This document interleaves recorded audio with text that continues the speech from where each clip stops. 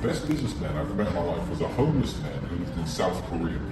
Because business is all about the sale. So it's about the pitch and the close. So it's all about getting the money. So I'd say, would you like a cigar? The cigar is beautiful, it's handmade, it's wonderful.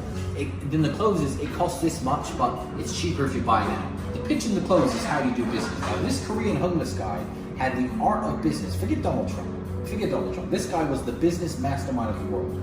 He would see you from about 50 meters away and he'd start waving. Like waving at you. Because he's small, he's Korean, me and Andrew are giants, every Korean person is like down here, like at my dick level. And this guy's waving at me, smiling, giving me thumbs up, so what do? I mean, he's not intimidating.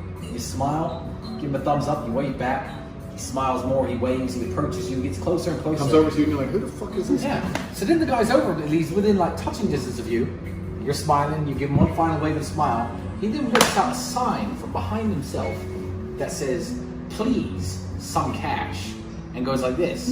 Now, the pitch has been done. He's your boy now. You've been smiling at him. You've been talking to him for 5 minutes. You're his friend now. He's your friend. Because he made the approach from you're already waving and smiling. Everyone sees you waving. He's coming up going, hey, so, thumbs up and all this shit. Now he's your buddy. And then the close comes, the please some cash sign. What are you going to do? Give him some cash. What do? You're going to go, no, fuck I off. gave him cash every time I saw him. For the whole week I was in South Korea, which is about 5 times. I even took a picture with him. He was the best businessman I've ever seen. The please some cash guy from South Korea.